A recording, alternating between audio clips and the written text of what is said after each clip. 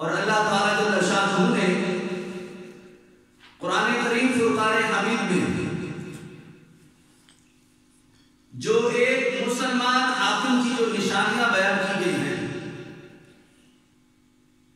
वो सारी हज़रत सिद्दीक़ अकबर रज़ियल्लाहु ताला अन्हु के अंदर पाई जाती हैं। अल्लाह इरशाद फरमाता है अल्लज़ीना इन मक्कन्नाहुम फिल अर्द,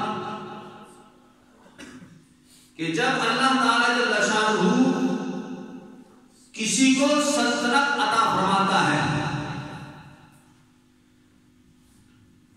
तो फिर उन लोगों की, ईमान वालों की हालत कैसी होती है। फरमाया अक़ामुस सलाता व आतहुज़ ज़कात,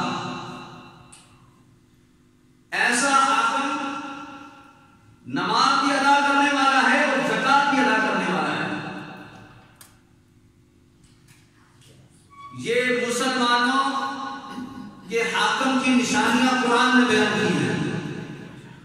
सबसे पहले नंबर पर फरमाया कि जब अल्लाह उसको हुकूमत अता फरमाता है, वो नमाज की पाबंदी करता भी है, नमाज की पाबंदी करवाता भी है। फिर दूसरी निशानी बयान की ज़कात की, कि फरमाया वो लोग ज़कात अदा करते हैं। अगर उन पर ज़कात बनती है तो वो हाकिम खुद भी ज़कात अदा करेगा, और जिन पर ज़कात बनती है उनसे ज़कात को वसूल भी किया जाएगा। और आगे फरमाया वो अमरू बिल मारूफ, और उनकी जो खुसूसी निशानी है वो क्या है। फरमाया वो नेकियों का हुक्म देंगे। और चौथी नंबर पे जो निशानी बयान की है, फरमाया वाना हौ अनिल मुनकर, और वो बुराइयों से रोकने वाले हैं। ये चार अलामत, चार निशानियां अल्लाह ने कुरान के अंदर मुसलमान हाकिम की बयान की है।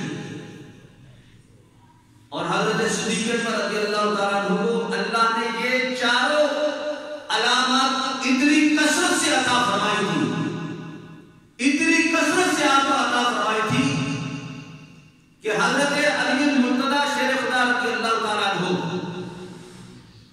आपसे सवाल किया गया कि ऐ अली रज़ियल्लाहु ताला अन्हु, आप हज़रत सिद्दीक़ अकबर रज़ियल्लाहु ताला अन्हु की खिलाफत के बारे में आप क्या इरशाद फरमाते हैं। फरमाया देखो, हमारे आका मौला हज़रत मोहम्मद मुस्तफ़ा सल्लल्लाहु ताला अलैहि वसल्लम ने अपनी जिंदगी के अंदर अपने मुसल्ले पर हज़रत अबू बकर सिद्दीक़ के अलावा किसी और को आने की इजाजत नहीं अता फरमाई। यहां तक कि एक मौके पर हज़रत अबू बकर सिद्दीक़ थोड़े से लेट हो गए और हुजूर अलैहिस्सलाम बीमारी की वजह से आप अपने मुसल्ले पे ना आ सके, तो लोगों ने गुमान किया कि नमाज का वक्त गुजर रहा है। तो सहाबा के बाहमी मशवरे से हज़रत फारूक आज़म रज़ियल्लाहु ताला अन्हु को मुसल्ले पे खड़ा कर दिया गया।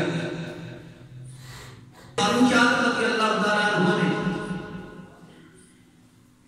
जब इमामत का इरादा फरमाया तो हुजूर अलैहिस्सलाम ने अपने हुजरे मुबारक के अंदर जवाब की आवाज को सुना, क्योंकि आप थोड़ा जलाल रखते थे, आपकी आवाज बुलंद थी।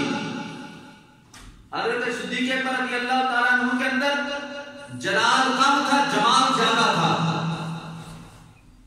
हर बंदे की अपनी अपनी शख्सियत होती है। तो जब हज़रत फारूक आज़म रज़ियल्लाहु ताला अन्हु ने तकबीर पढ़ी तो हुजूर अलैहिस्सलाम ने अपने हुजरे मुबारक से फरमाया कि मेरा अबू बकर कहाँ है। अबू बकर के होते हुए किसी और को मुसल्ले पर आने की इजाजत नहीं है। तो हज़रत सिद्दीक़ अकबर रज़ियल्लाहु ताला अन्हु ने हमारे नबी अलैहिस्सलाम के ज़माने मुबारक के अंदर कमोबेश 17 नमाजों की जमात करवाई,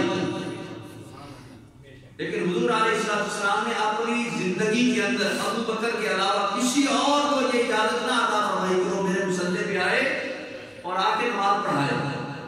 तो हजरत अली फरमाते हैं जिस तरह हुजूर अलैहिस्सलाम ने अपनी जिंदगी के अंदर दीनी मामलात में, इबादत के अंदर हजरत सिद्दीक़ अकबर रज़ियल्लाहु ताला अन्हु को हमारा इमाम मुकर्रर फरमाया था, फरमाया इसी तरीके से हमने दुनियावी मामलात के अंदर भी हजरत अबू बकर सिद्दीक़ को अपना इमाम मुकर्रर फरमा दिया है। आज कुछ लोग हजरत सिद्दीक़ अकबर रज़ियल्लाहु ताला अन्हु से बुग़्ज़ की वजह से वो तरह तरह के इतराज़ात करते हैं, लेकिन हजरत अली मुर्तज़ा शेर खुदा रज़ियल्लाहु ताला अन्हु आप क्या इरशाद फरमाते हैं, फरमाया जिस तरह हुजूर ने हमारे लिए दीन के अंदर अबू बकर को इमाम मुंतखब किया, दीनी मामला ज्यादा सख्त है, तो फरमाया इसी तरीके से हमने दुनियावी मामला के अंदर भी हजरत अबू बकर सिद्दीक़ को अपना इमाम मुंतखब कर लिया। अब दूसरी राय की इजाजत नहीं है। अब ये नहीं हो सकता कि कोई बंदा कहे जनाब फलां की ज्यादा फजीलत थी तो उसको खलीफा बनना चाहिए था, फलां की ज्यादा फजीलत थी तो उसको खलीफा बनना चाहिए था। जिसकी ज्यादा फजीलत थी मेरे नबी ने उसी को अपना